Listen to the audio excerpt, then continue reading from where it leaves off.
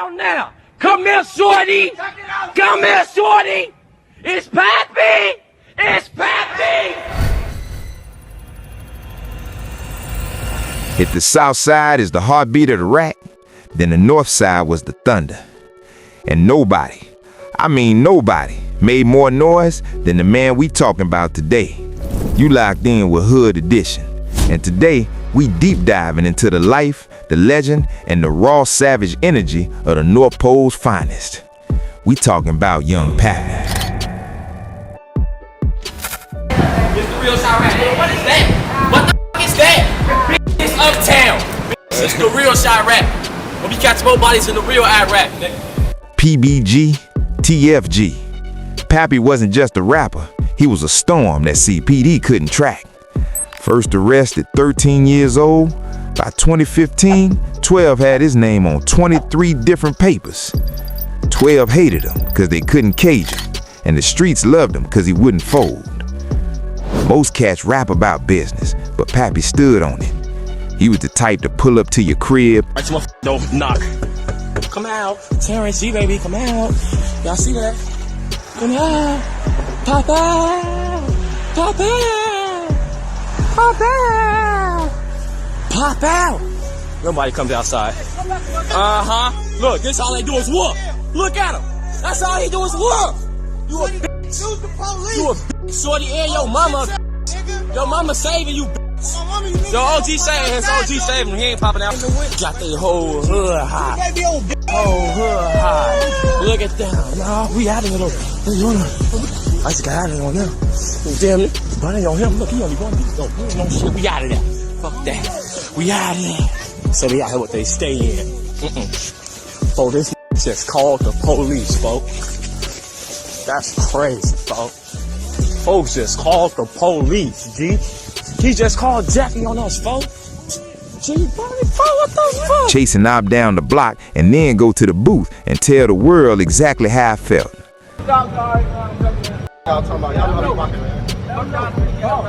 Fucking selling bags over there, man. Might get some Jamaican jerk when they open up or something. I might go ahead and give me a blunt. Y'all got L's in here? Y'all ain't got L's? Yeah. Nah. No L's. That's because they not out here. Whole time, we talk about switches. You think we talking about them niggas? Who? Hell no! They down here, so y'all better put that call in here. Because we not even finna go nowhere.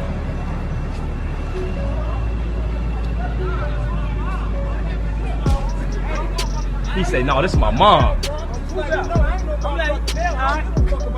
He don't care about the L. You heard him. He ain't know nothing. He ain't know nothing. And I can merch it. That got one of the L's right there. Down now. Come here, shorty. Come here, shorty. It's Pappy. It's Pappy. It's Pappy. Bring that here. Bring that here. On this ass, folks. 2 cups. He even wrote letters to the parents of the deceased. That's a level of savage that even Big Clout, FBG Duck, had to vouch for. Now we go talk about Pappy. I could vouch that young nigga was savage. Some people say him and L.A. Capone was the only ones with that real star potential, that unique voice, that walking fire.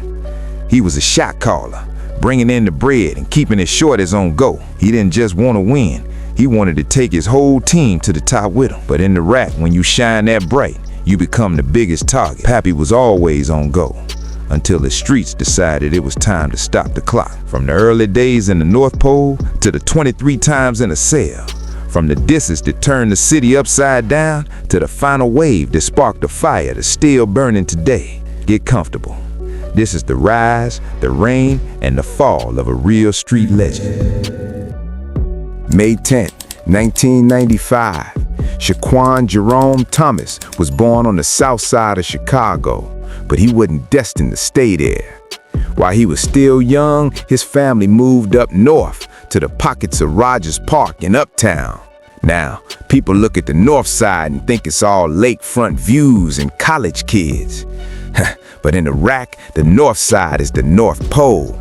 It's gang infested, it's cold, and it's got wars that burn just as hot as the South Side. So niggas got the wrong perception about up north. So when you think about up north, the Cubs, and it's a good neighborhood. It's cracking. Yeah, clap your ass. Yeah, clap your ass. Broad daylight. Main street, clap your ass. What? Come on. Silence. Whoa, whoa, whoa. Come on. Off that top. Come up there. Shaquon was raised in a big household, a single mother, 4 brothers, and his grandmother called him Pappy, a childhood nickname that stuck with him until the day he became a legend. While his parents split and he moved between Uptown, Edgewater, and Rogers Park, Pappy was already finding his voice. Most kids are playing with toys at 4 years old. Pappy, he was already rapping. His older brother, Boo Double, taught him how to flow, but Pappy had a hunger you couldn't teach. His younger brother, Tay-Sav, said Pappy used to sit and read the dictionary just to find new words, new ways to hurt his ops with a pen. He was a bright kid, performed well in grade school, but then came Sullivan High School. In the rack, all it takes is one bad crowd, one wrong turn. Pappy jumped off the porch early, and that talent he was cultivating started to bleed into the streets. By 27, at just 12 years old, he uploaded his first track to YouTube. 27, he was a child prodigy of the drill scene, working on his craft a decade before the world even knew his name. A star was being born in the North Pole, but the darkness was already waiting at the door. 2008, the year the foundation cracked. Pappy's parents split up, and it divided his world into 2 different hoods.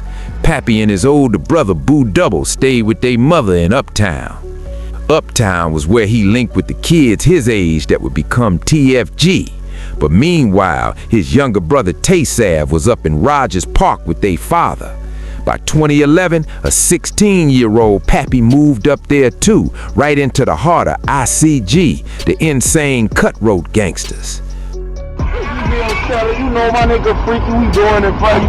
We up, boy, oh boy! I can't run say, little nigga, yeah, hey, Jimmy, man, what's the new Freaky? Talk about we out here, man, talk about it shorty. Talk about Freaky shorty. Bro, we got him shorty, man. We got it. Hold on, Thomas, yo. Got it on. Hold on. And then, Freakyville, say her. Yeah! Alright, that's it? That's it? That's it? Oh yeah, you know we fall real crazy too, you know what I'm saying? Freaky feel crazy, you know that's how we crazy. But anyway, what's cracking? You see me and my bro Cam. Yeah, niggas know what it is. You already know what the fuck it is, man. 7-4, L-Dub, AK, Wicked City, bitch, we know where we at. Uptown crazy. I be in my like, motherfuckers already know what it is. Now check the geography, cause the streets get it mixed up. TFG and PBG ain't the same hood. It's like 600 no block, closely allied, but they got their own territory. TFG was in Uptown fighting Lil Mobb, while PBG in Rogers Park was locked in a deadly war with Loc City, January 20th, 2012. Anton Sanders, the streets knew him as Pooh Bear, only 15 years old. He was on his way to a friend's house, walking through the 1800 block of Juneway Terrace, right by the cemetery, when the lead started flying. Pooh Bear was shot and killed. 12 says it was a dude named Dante Simmons who allegedly took his own life the next day with the same gun. But the streets sang a different song. They pointed the finger at Munchie from Loc City. See, Munchie and Pooh Bear used to be childhood friends, but gang politics turned that love into a deadly beef. Pooh Bear's death didn't just hurt, it transformed the crew.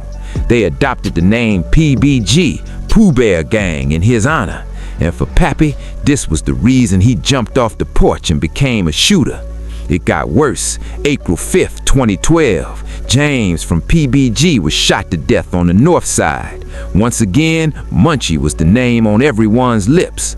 Pappy was deep in the streets now, seeking revenge. He allegedly caught a member of Loc City named Lucky, hitting him in the thigh in the back. That wild behavior landed him in juvie on a gun charge, but the cage gave him something the streets didn't: time. He spent that time working on his craft, buying gear and software the moment he got out. He started with remixes, but soon he was dropping fire that the whole North Side couldn't ignore. November 20th, 2012, he dropped 3-Letter Gang. 4 days later, it ain't over. The world was starting to hear the name Young Pappy, and he had a message for his ops. 2013, the year the North Pole frosted over and turned into a complete war zone. While the rest of the world was dancing the drill, Pappy was out here living it.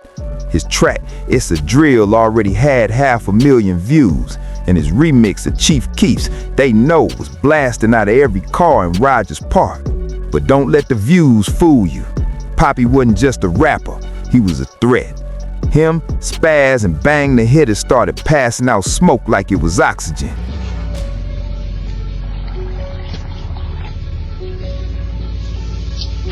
Fresh, lean, early in the morning. PBG shit, man. Gang, fuck it, gang.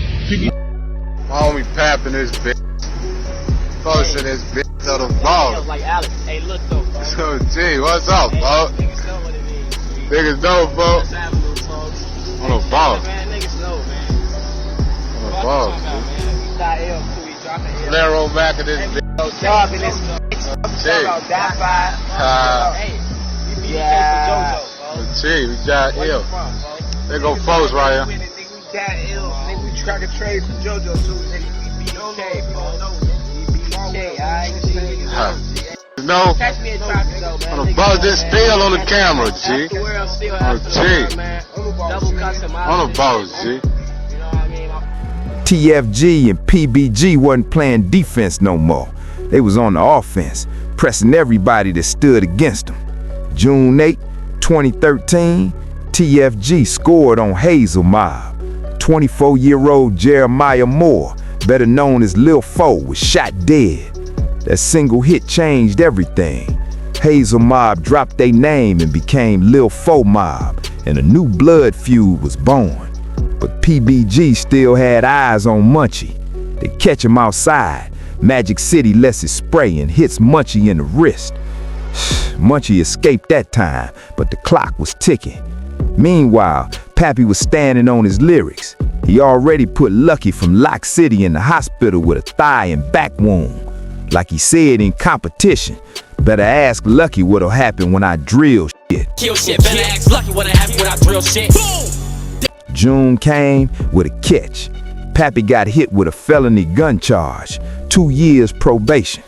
But the North Pole don't slow down for 12. Just one day after the 4th of July, while the smell of gunpowder was still in the air, PBG got their get back for James. 5 a.m., July 5th. Elliot Frazier, Lil E from Loc City. He was just standing on the 7400 block of North Paulina, still celebrating the holiday when he was caught in the chest, dead at the scene. The streets say Bang the Hitter and Streets was the ones that pulled that trigger. But 9 days later, the North Side witnessed something that still haunts the streets of Rogers Park. July 14th, Blake Lamb, a well-known name from Loc City, was walking on West Jonquil Terrace. A car rolls up, lead flying from the window. Blake falls to the pavement, but they wasn't done. 2 hitters jump out the whip and stood over him. He did him dirty. 8 shots, right to the face. 8. They wanted to send a message that Loc City would never forget. Rumors started swirling immediately, saying that Spaz and Lil Shine finished it, but that Young Pappy was right there. Some say this was Pappy's first body. April 2015. 1 month before the light went out for Pappy, he dropped a freestyle that sent a chill through the whole North Side. He didn't just rap about the war, he painted pictures with blood. Give you hollow tips, how your shit looking like Blake's face. See, the disrespect for Blake Lamb was gruesome. It wasn't just lyrics, it was a testimony. A year later, Pappy's brother Tay-Five would drop Letter to Pappy, talking about how they rearranged that man's face. Now listen close. Rumors say Pappy was on house arrest when Blake dropped. That's a lie. 12 had him on probation, but his feet was firmly in the street. And here's the part that's truly unbelievable. When the paramedics showed up to West Jonquil Terrace, Pappy and PBG moved back to the scene.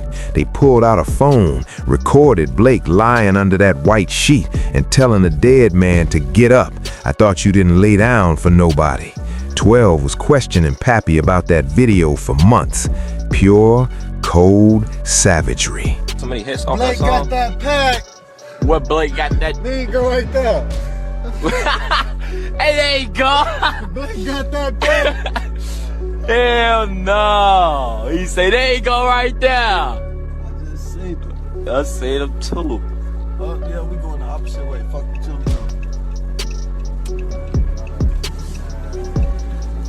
Niggas know this be us when they see us. Niggas know it be us when they see us. Fuck that dope go, where that dope go? But the North Pole has many monsters. Enter Lil Duke, a real hothead from DayDay World. Duke was only 14 when 12 hit him with attempted murder. Now this get messy. Duke was cousins with Duddy from PBG, and Duddy was cousins with FBG Duck. Even in the middle of a war, family ties bloody up the water. That beef was personal. In 2013, Duke remixed Hang With Me, telling Pappy he was gonna stretch him. And no Loc Pappy, you think you gangsta, say you gon' scratch me on rap. Pappy fired back in competition, screaming, "F DayDay, f Lil Duke, these shots for him." DayDay, I'm hot as shit, lil' bro told me don't drop. Now the ops try to tell me they not with him.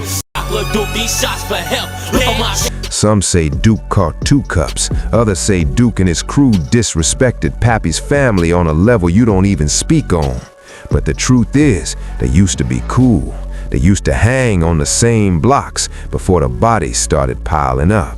December 1st, 2013. Mensa Kifle, the world knew him as 2 Cups. He told his father he was helping a friend in a wheelchair get to the Social Security office. That friend was Lito from TFG. Next day, North Broadway in West Glen Lake, a light-colored van rolls up.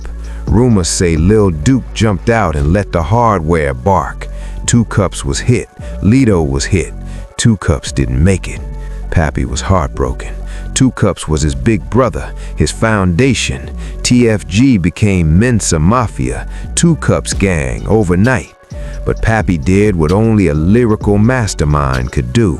He turned that grief into the 2 Cups mixtape series, 3 parts of pure, unfiltered Northside drill. He had the charisma of King Von, the flow of a god, and a pen that bleed real pain. Pappy was becoming a king in the rack, but every crown in Chicago comes with a price. The war zone was closing in, and the North Pole was finna get even colder. February 5th, 2014, the North Pole was already bleeding, but the streets was finna witness something they called the McDonald situation. It was 3:30 in the afternoon, broad daylight on Howard Street. Pappy, D-Mac, and Marquis Carr, the streets called him Keyo, was heading for some food.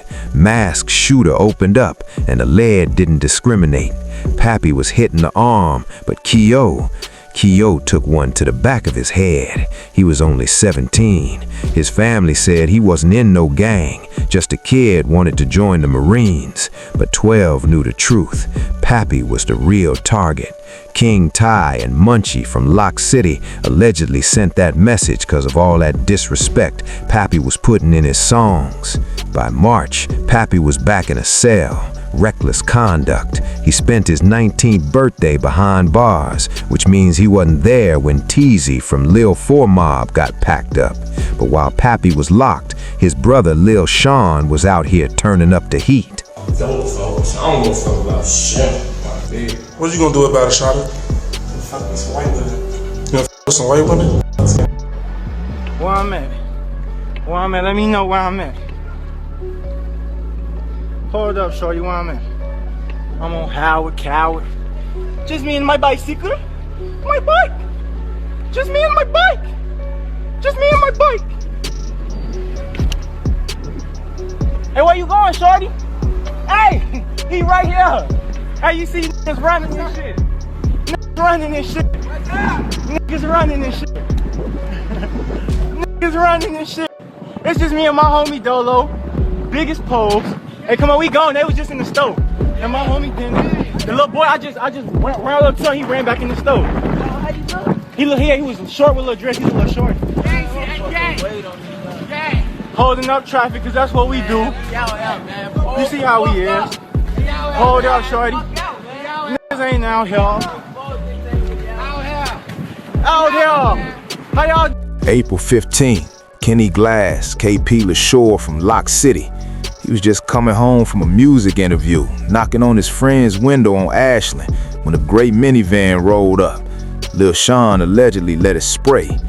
Sean was a different breed, ruthless, didn't care if kids was present. It was on sight for him until the day they gave him 55 years in the feds.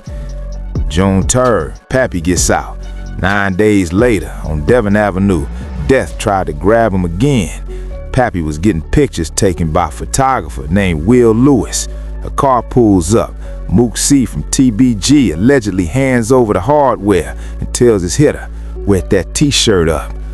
Pappy ran for his life, escaped through the alleys, but Will Lewis wasn't that lucky. Another innocent collapsed on the pavement. 10 days later, PBG lost another factor. Pep, Pooh Bear's brother, caught a slug in the chest while sitting in a whip. The North Pole was stacking bodies, and 12 was desperate to get Pappy off the streets, but they couldn't catch him slipping. Pappy wasn't scared, he was hungry. He had a promise to keep. He posted on the net that in 2014, the ops was finna feel his pain. He wanted Munchie, the man he blamed for Pooh Bear, for Keyo, for James. September 11, 2014, lunchtime in the 1800 block of Juneway Terrace. Glenford Johnson, Munchie himself, was standing in a courtyard. A whip rose up. Munchie tried to run, tried to find the hallway, but the lead caught his chest. Rumors say Bang the hitter and Pappy was both on that hit, standing on business for everything Loc City ever did. Nigga, all we smoke is Munchie, Teasy, Blake, you already know. E, Kino, 4. Hey, good folks for the whole. All that shit. We got the option. Hold on, let's pull a bit of this out for Munchie real quick, man. Oh shit. You gonna bust some juice for the nigga? Sweet Kool-Aid ass nigga. Sweet ass. I know we had some time with it. I know we had with it. Munchie! 2 days later, Bang the hitter's car was blowing up in retaliation. Bang just laughed it off on Facebook, saying, "Y'all blow up cars, we blow up bodies." And then came the music. Pappy's Tornado remix, Afterlife Part 3, and Angels. Pappy was at his most savage. Put Munchie in the air, how you feel up there. You can scream as loud as you want, ain't nobody gonna hear. He was dancing on their graves with his pen. He even wrote Munchie and his mom. But in November, TBG and Lil Mobb catch Pappy without his tool. They beat him, jumped him, and posted it all over the net. Pappy was a king, but he was walking into a trap. The 6 months leading up to his end was finna be the loudest and the deadliest. 2015. It didn't take long for the North Pole to heat up. January, Pappy was back at that same McDonald's where Keyo lost his life. A fight broke out with a dude from Loc City, moved down Columbia Avenue, and a bullet found that man's leg. 12 didn't have a tool, so they hit Pappy with reckless conduct. 29 days in the county. The judge looked at him and said, "Good luck to you." Luck was the only thing keeping Pappy alive. His mother said 12 stormed a crib with guns drawn, looking for hardware, but Pappy was already 2 steps ahead. May 8th, 2015, the day the street stopped. Pappy dropped 2 Cups, Part 2 of Everything, a masterpiece. Afterlife Part 3, Killer, Savages, every track was a classic. He threw a party that doubled as his 20th birthday. He posted on the net, "Party started." An hour later, it looked like a war zone. SWAT, an army of 12, 50 squad cars surrounded the crib, 150 people handcuffed. Pappy walked out mocking them, telling them to stop harassing the king. He bonded out, dropped shooters, and kept his foot on the gas. May 29th, 2015, 1:35 a.m., Kenmore Avenue. Pappy was walking with Duddy, catching a vibe in Uptown. He didn't see him coming. 2 gunmen walked up from behind and let it spray. 2 shots to the back. Pappy hit the ground, his body paralyzed, his voice silent for the first time in his life. 3:01 a.m., a legend was pronounced dead. Now the streets got theories. Some say TBG and Lil Mobb got the drop. Some say it was a setup. And some say 12 was so tired of the bodies, so tired of the mockery, that they gave up his location just to end the war. Coincidence or a pact with the devil? You decide. The get back was instant and brutal. 2 days later, AJ from Loc City posted smoking on Pappy and got hit in the back by Spaz and Lil Sean that same day. And Lil Sean caught V12 in front of his kids, letting the whole city know PBG wasn't folding. Then EJ from Lil Mobb dropped, then Mosey from PBG, bodies falling like snowflakes in the North Pole. YoungPappy was a lyrical mastermind. He lived what he rapped, and that's why the world felt his pain. He had the energy to be the biggest star in the rack, maybe the world. But the streets don't care about talent, they only care about blood. Rest in peace to the kid from the North Pole.